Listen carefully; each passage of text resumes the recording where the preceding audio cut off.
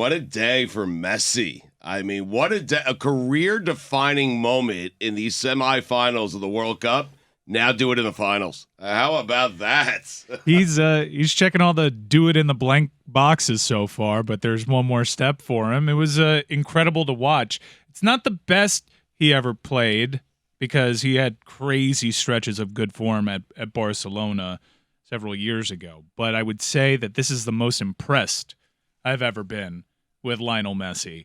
When you consider his age, everything that's on the line, all the pressure that he's dealing with, the fact that they lost their first match against Saudi Arabia and he had this big galvanizing moment against Mexico, I think this is the most impressed I've ever been with him. And if he does complete this journey and he lifts the World Cup on Sunday, I think one of sports' great debates probably gets tabled for a little bit. Really? He put some distance, and we can just appreciate one's greatness because I think... Distance between him and Ronaldo or him and everyone else? Well, then you can start the all-time discussion with Pele and Maradona. Ronaldo sucks. He can't even start. Wow. There you go. Ronaldo's also 2 years older, which That's is a little... That's on Santos, though, that gas bag. It was a little unfair because it wasn't exactly like two parallel lines on the same journey right now. But Messi's just been incredible, and I think for the neutral, the casual, the person that's just starting to get into soccer, that maybe checked in every 4 years, even though he won the player of the tournament 8 years ago, I think this is really the first time that that group of people gets it when it comes to Messi, where they truly get what he's capable of and why everybody is breathless when they speak about him. Argentina making the final made me wish that Portugal had made the final. I mean, Messi held up his end of the bargain here for the ultimate clash of the Titans in their final World Cups against each other. But then it would have been Argentina versus Portugal with Ronaldo on the bench. So Rupert Murdoch would have put in a phone call. The weirdest thing to me is... to start Ronaldo? the weirdest thing to me is... Hold on a second. Stop. Are you telling me Murdoch calls Santos and tells him, demands that he starts Ronaldo? Puts in a call. Okay. What's weird is, I don't know if you've seen the reaction from the Portugal players, but they were blaming their loss on the fact that they had an Argentinian referee and that the Argentinian referee had this whole campaign that was pro-Messi and anti-Ronaldo. That rivalry... Little home cooking. That rivalry... It's in Qatar. That rivalry... Doesn't matter. ...has permeated... Tony gets my point. ...a match between Morocco and Portugal. Argentina has nothing to do with this. Lionel Messi has nothing to do with this. Everybody's been super testy with the officials, but that's how deep that personal rivalry is gone, that a player like Pepe, who missed a clear chance on goal, is blaming the official for being Argentinian rather than taking ownership of his own performance. It is one of those tournaments, though, where no matter where the referee is from, there's some sort of thing that you could say, oh, they're favorite of this team or that team. Like, what country could you be from as a referee where you wouldn't get accused of home cooking? I would say the referees cannot be from the countries that are playing in the games. Well, that is a rule. That would be an easy place to start, right? Well, that's accurate, though. That's accurate, though. Oh, okay, good. Yeah. That's a good rule, but it's beyond that, because then there's rivalries, there's geopolitics, there's all of that. Like, should all the refs be from the United States because we don't care about soccer that much? I think there's an American still alive in the pool. Some referees have been sent home. I just don't want Anthony Taylor, who's English, doing the final, and I think he's still alive for it. Well, I mean, England and Argentina, yeah. So much history there. He can't ref the World Cup final. Yeah, there's apparently a choice official that's Moroccan that would be in line for the final, but obviously can't be in the final if Morocco does the improbable and becomes the most shocking World Cup finalist of all time, and that's on the line today against a French team that somehow finds itself here, even though they're defending champions, having survived so many injuries, so much drama in their own right. But you have the classic underdog story today. Stugotz. Yes. Does the slipper still fit? I took Morocco. I mean, I had Morocco getting to the semifinals. I took them to go to the final, but I also have Messi winning that golden boot thing at plus 550 because Chris Felica told me to take it. And so I took it. Andrew Hawkins is with us, by the way. Andrew Hawkins is just watching us geek out over soccer. I don't know if You were Andrew's... describing me a couple minutes ago about the fan who checks in every 4 years. Well, now you finally get it. Oh, Messi, that guy's pretty good. Guy's pretty good. He's 5'7". He's the most dominant. Hell yeah. Guy's pretty good. Whitty and I were talking about this yesterday on Morally Abhorrent, that we kind of get what Chris Cody was getting at, that the body language, it's never... I always filtered Messi's body language through the Ronaldo prism anyways, and Ronaldo has some of the worst body language there is out there.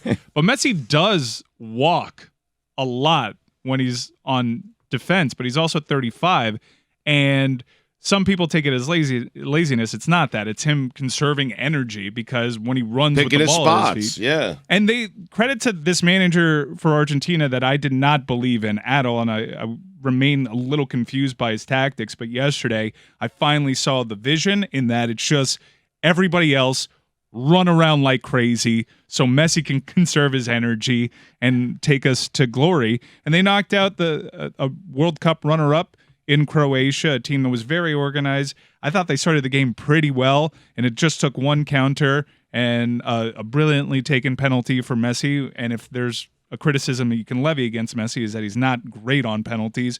He buried one super confidently, and that run on the third goal and that assist, he did that against a 20-year-old dynamo that has probably been the best young player of this tournament, one of the most impressive defenders of the tournament in Gvardiol. He tied him into a pretzel. He plays in the MLS. Well, MLS Houston Dynamo humor there. Absolute dynamo. He's been fantastic, linked to a lot of European clubs, Gvardiol, and that's a guy at peak fitness, young, fresh legs, and Messi at age 35 just ties him in absolute knots and makes him look bad in a tournament where he's looked stellar. It was breathtaking to watch that third goal in particular, and I don't get why Croatia is complaining about the officials. They lost 3-0. They got played off the park. That's the most dominant Argentina. No, Argentina did what you have to do to Croatia. They beat them, and then they killed them. And that's what you have to do. So I think for you, Stugotz, someone that likes to paint these narratives and the GOAT debate and the do it in Did you say Pele, by the way? Is that who you're comparing Messi to? Well, those are the all-time greats. It's Pele, Maradona, Messi, and Cristiano Ronaldo. That's the discussion, I think. That's the Mount Rushmore of soccer? Well, men's game, anyways. And Pulisic's penis, no? Pulisic's penis, Captain America. I should have went with Christian's penis. God. Captain America. I wouldn't have known who you were talking about. Yeah. Thank you. But good job, Billy. I think you want to see Messi do this against France, no? In the final? Over Morocco. But Morocco, I don't know. It's like a Villanova getting to an NCAA championship game and winning it. 4 corners, park the younger bus, people in our audience, that used to be something that would be uncommon. Villanova making it to the final. Right. If you're of a certain age, you're like, what's so underdoggy I feel like about it's that? more like VCU or something. Now Sister Jean does it just about every year. Yeah, they're the first African nation to ever make it to the semifinals. Is that right? That is 100% correct, but for Messi to check all the cliche boxes and be regarded as the greatest of all time by Stugotz, who is an idiot, he needs to do it against France. I think I'd still go Pele, to be honest with you. Well, Pele's personal health is also looming over this tournament. There have been conflicting reports as to whether or not he's in hospice care or he's recovering. So hopefully he's okay.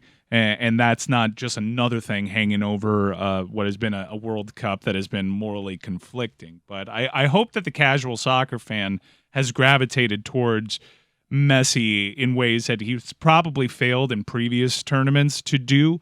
And that's just let everybody know, Hawkins and Stugotz alike, that he's the GOAT. He's the greatest, at least of this generation. Generationally, you can have GOATs. The game of soccer was totally different when Pele and Maradona were playing. If you watch back some of those World Cup highlights and you just fixate your eyes on the keeper, it's laughable how far that position has come, how far the athleticism has come, how far the height and wingspan has come from that position. It's a totally different game, and Messi, at his small stature, has dominated it for most of your adult lives. And it's really cool to see him do this, and presumably his final World Cup, with the weight of that shirt and the world on his shoulders, to step up to the occasion. This is what we tune into the theater of sports for. This is he's chasing Ghost. He's not just playing France or Morocco on Sunday. He's playing against Pele. He's playing against Maradona. He's playing against the European version of Skip Bayless. Right.